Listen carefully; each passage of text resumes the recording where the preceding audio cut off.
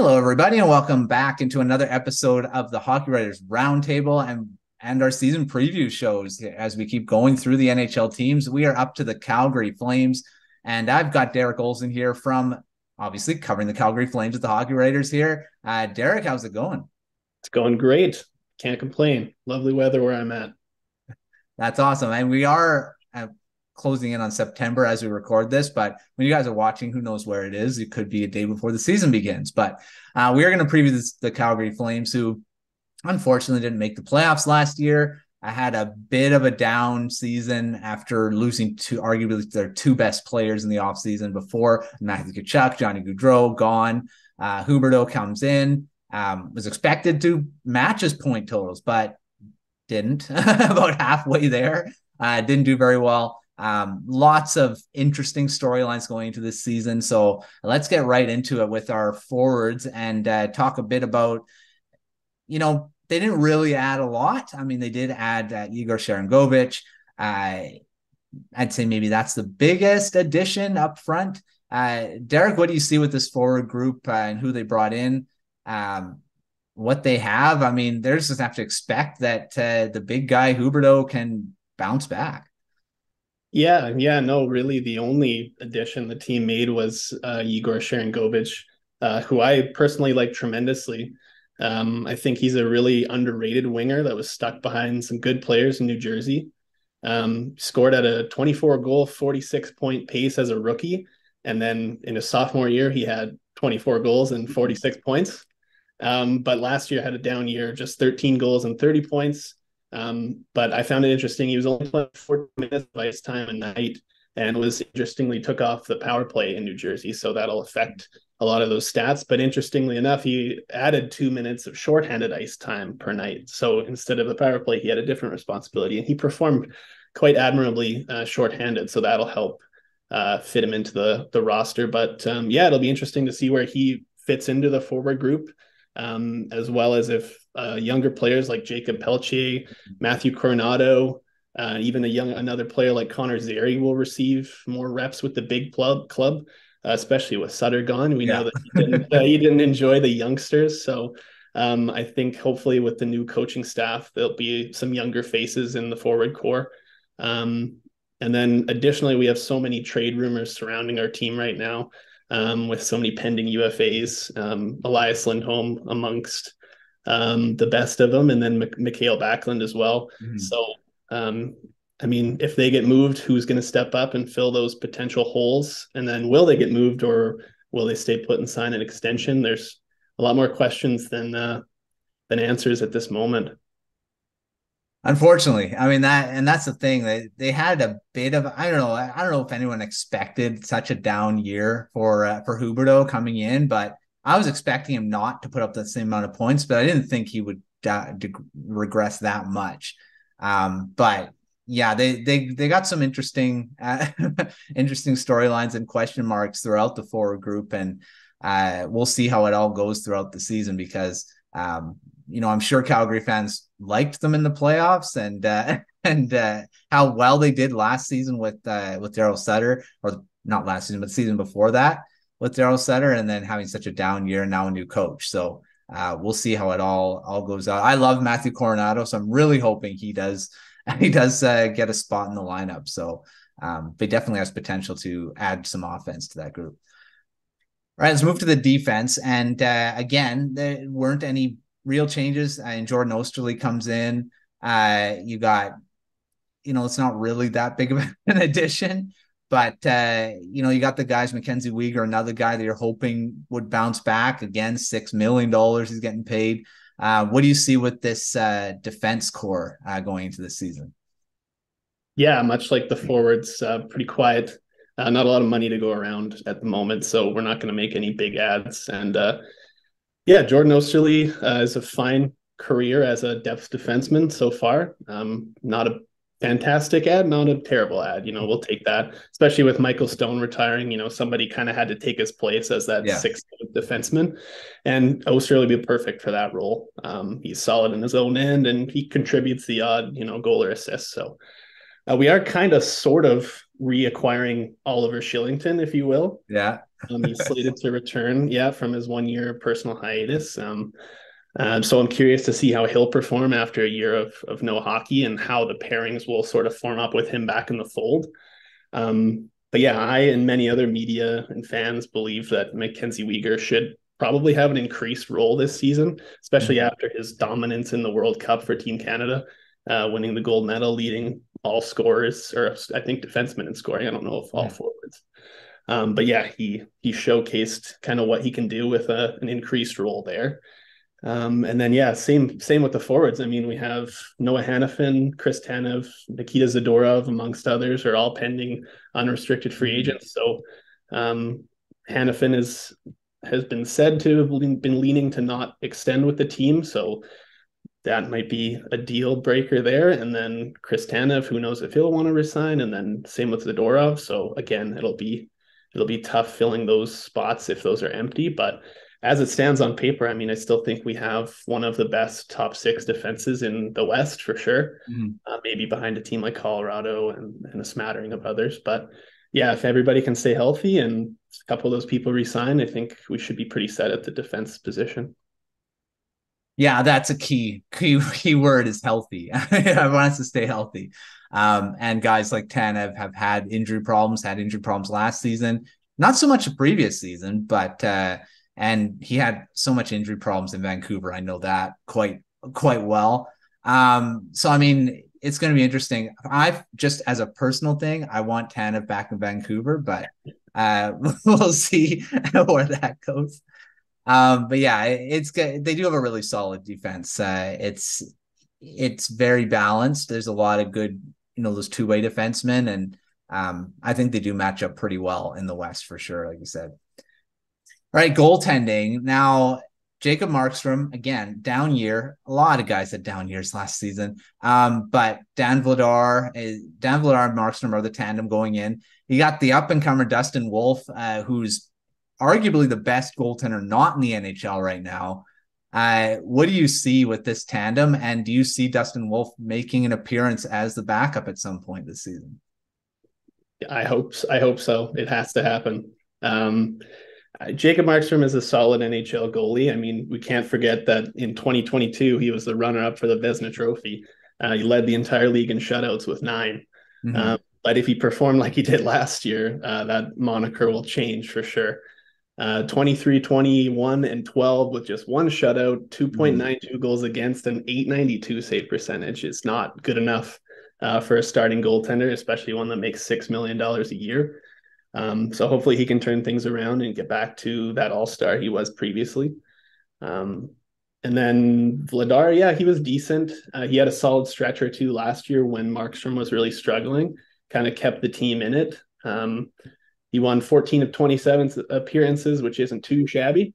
Mm-hmm. Uh, but at the end of the day, he too had a below 900 save percentage with 895 and a 2.83 goals against average. So, and then Tree Living, before he left, signed him to a 2 year extension for $2.2 million a year. So that makes the path to the NHL a little bit murkier for Dustin Wolf. Yeah. I mean, he's a back-to-back AHL goalie of the year and the AHL MVP this last season. You're right; he's the best goaltender that's not in the NHL currently. Um, he did make his NHL debut last year in the last game of the season. Kind of whoop-de-doo. It's a lot. Meaningless sort of win against the San Jose Sharks, but he did perform really well. Um, but yeah, I mean, he's seemingly more than ready to come to the NHL. He's led AHL goalies and all stats for the past 2 seasons. He's very confident, but the problem is, where does he fit in? I mean, do Mm. we roster 3 goalies? It's very awkward. It's been done before. But the likelihood is one of Markstrom or Vladar hopefully getting traded, and it'll likely be Vladar due to his lower cap hit and his age. He's only 26, I believe. Yeah. So have to find a taker. Money's tight for every team right now, and yeah, there's not a crazy need for a backup goalie, unfortunately. But yeah, just Wolf has to play in the NHL. Simply put.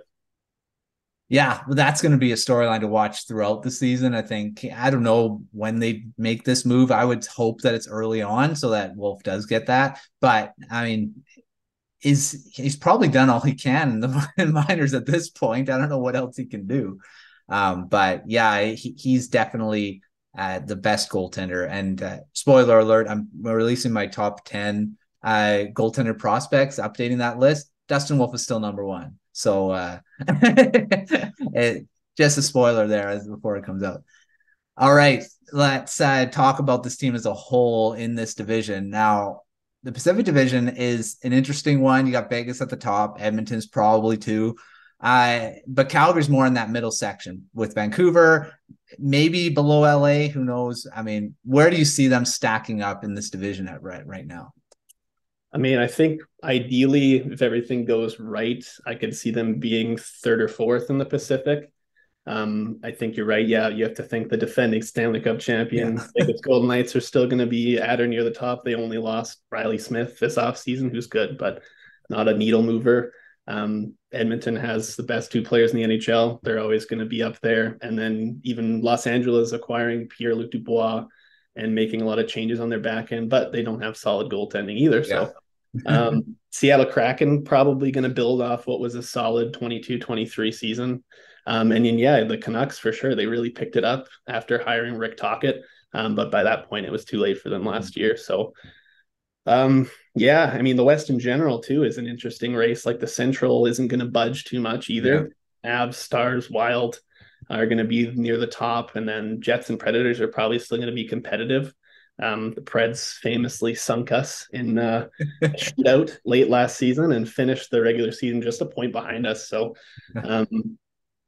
yeah, I mean, they had 92 points. The Flames, like I said, we got to stay healthy. We got to kind of convince some of these UFAs to stick around or acquire players that can fill those roles or be better if possible. And yeah, just lean on our defenses and hopefully we get a better performance from our goalie and some of those bounce back forwards as well.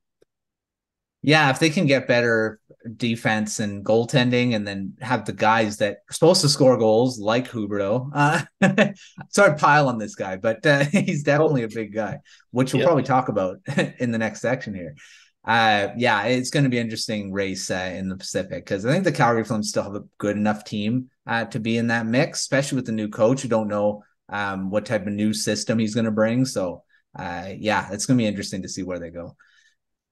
All right, let's move to our quick fire round. I love this section because there's a lot of fun questions here that we can go through. So let's start with the one or two breakout stars for the Flames this season. I'm going to go with our new guy, Igor Sharangovich. Like I said, I think he's a great underrated winger. I think if we pair him with the right player, he's got an excellent shot. If you're with a pass first kind of line mate like Jonathan Huberdeau, and you're a finisher, I think you're going to do quite well. Mm-hmm. And then the other player I have is Dylan Dubé. I think he had a very quietly good season last year. He had 45 points. Nobody really paid him any mind. He's efficient. He can play all forward roles, shorthanded power play. So he's a valuable player. I think he builds off of that 45 points and does a little bit better. Yeah, two good choices there. All right, bounce backs. Now, we already mentioned Huberdeau. He's probably one of them. Who needs to bounce back this season? The only person I have written down is Jonathan Huberdeau. I mean, no other answer is really acceptable. I mean, he's got to do better than 55 points, especially when his new cap hit kicks in after this season here. So, yeah, I mean, I think hopefully the new coaching staff will put him in some great situations for him to succeed. But yeah, a lot of it is on him as well. And I mean, going from sunny, beautiful Florida to, chilly, rough Calgary is pretty tough, especially if after you've been there your entire career. So, we got to take it easy a little bit, but also, you're paid a lot of money to do your job and you're a professional hockey player. So gotta be better. 10.5 million. That's a big cap. That's a lot of money. And 55 points is not going to cut it. That's for sure. All right. An X factor this season. Now, it doesn't have to be a player. It can be a situation. What do you got? It isn't a player and it isn't a situation. It is Ryan Huska, Mark Savard, and Dan Lambert. The new coaching staff will be able to experiment, get a feel for the players that they have at their disposal, and create more modern systems and work off of their players' strengths rather than something that's tried and true or has won before. Huska's, a renowned communicator, and he already has fantastic relationships with a lot of the Flames core. Hmm. So, yeah, I think I'm excited for him. And then Savard is actually, I think, one of the most underrated hires of this offseason. He should be particularly exciting for Flames fans. He's going to run our offense and power play, and he is dang good at his job. For the Blues, when he worked for them, he took their power play from 30th in the NHL in 2017-18 to third in the league in 2019-20. And the Flames team is very similar to those Blues teams. They don't have one or two superstars. They don't have a McDavid or a Draisaitl or something. They kind of just have a smattering of simple, effective players. So I think that Marc Savard has all the tools to be successful in that regard, and I think we're going to have a lot better of a power play this year. Yeah, those are a good X factor, the coaching staff, because whole new system and just culture wise, bring in, because Daryl Sutter, it didn't work out. That's all I could keep it. He can read all about it at the Hockey Raiders with that situation. So, all right, a rookie or a prospect that could surprise, make the roster of training camp. Now, there's a few spots that these guys could come in and do this. So, who do you have? I actually have Connor Zary. He was our first round pick in 2020, and he had a big step up this last year for the Calgary Wranglers in the AHL, 21 goals and 58 points. And he just overall looked a lot more confident after his second year of pro hockey. He won a lot more puck battles and kind of showcased the skills that originally got him drafted. You can play center or wing, so he's very helpful in creating lineups. And yeah, I think he's kind of my dark horse. Obviously, you have the Coronados and the Peltiers and Yeah. things like that. But I think because he can play center, first of all, I think there's kind of might be a hole in that fourth line center spot. I think he could surprise a lot of people and take that role and maybe run with just a 9-game audition so he doesn't burn a year. Or, maybe he sticks the whole season. Who knows? Mm-hmm. Yeah, that's a good choice. I've liked Zary since he was drafted, so I'm hoping that he can do that too. All right, a prospect to watch. Now, they don't have the strongest prospect pool, but they do got some interesting guys. So who should everyone be watching this season? I think the easy answer is Dustin Wolf, obviously, but I'm going to go with Matt Coronado. Mm-hmm. He also made his debut in that last game of the season against the Sharks. And he didn't register any points, but he looked really, really comfortable on NHL ice. He dominated college hockey in many media outlets. I'm not going to name them, I guess, but they have him starting on as high as the second line and second power play unit, which would set him up for a lot of success. So if he can earn that spot and maintain that spot for the whole season, I think he could have some pretty big numbers for a rookie. And for those who are watching who like Corsi as much as I do, he had a 75.7% Corsi for percentage in that game against San Jose. So puck possession was dominant whenever he stepped on the ice. Yes, I'm hoping Coronado does it too, because like I said, I mentioned earlier, I really love him. You can watch any of Prospect Corner during his draft year. I probably mentioned his name at least like 15, 20 times, maybe even more. And it's not just because he has the same first name as me. I really love his game. So he's a guy I'll be watching as well to see how he does. All right. Now this could be interesting because there's not an obvious answer here. Who will lead the team in scoring at forwards and defense? Yeah, it really depends. Depends on who gets moved out, who comes in. If he re-signs with the team, I do like the odds of Elias Lindholm leading the team in scoring. But if he's traded, I would probably put money on Jonathan Huberdeau or Nazem Kadri. I think Huberdeau has a chip on his shoulder. I think he's got a lot to prove. So I think he's going to be a lot different of a player this year. And then same with Kadri. I think he's going to be happy. I know he didn't get along with Sutter. So another different player this year. But for the defense, I think that's an easy answer for me. I think it's Rasmus Andersson again. It's been 2 years in a row, and he's certainly not getting any worse. He's getting better, especially if he's placed with a player like Weegar on the top pairing. I think somebody that can kind of take the defensive role and give him somewhere to fall back on so he can focus on offense. I think he'll pile up the points. Yeah, that's a good choice for sure. And he's probably the leader on the defense, and not just not just in points, but off ice leadership as well, I think. All right, a player that could be traded before the deadline. Now there's a few choices that you already kind of mentioned, a few of these pending UFAs, but who do you have being traded before then? It's tough. It's a tie really between Elias Lindholm and Noah Hannafin. Yeah. I mean, Lindholm is so enticing to every team in the NHL. He's 28 years old. He currently only counts for 4.85 million, I believe, against the cap. He scores 20 to 40 goals a season, wins faceoffs, consistently garners Selke Trophy votes every year.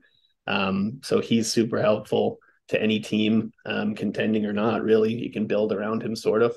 And then Hannafin is 26. He's a very, very consistent, solid two-way defenseman who's also been remarkably healthy. I don't think he's missed more than 5 games in a season. Don't quote me on that. But and can play on the power play, can play shorthanded. He's a very situational defenseman, and doesn't make too much money, but both men will need to be re-signed, obviously.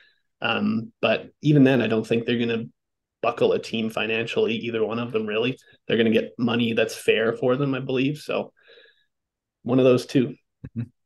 I could see it, definitely. And Vladar is probably a dark horse type candidate too. Not dark horse, but another one. All right. I love this last question here. A bold prediction for the season here. Okay, it's maybe not the boldest of predictions ever, but I think Rasmus Andersson is going to be named the next captain of the Calgary Flames, either shortly before the beginning of the season or during the beginning of the season here, hopefully. Like you said, I mean, he's a leader. He's a leader by example. He's a super underrated defenseman in the NHL. He doesn't get a lot of love being out west here, unfortunately, but led all Flames defensemen in scoring the last 2 years. And he plays the most minutes out of anybody on the roster.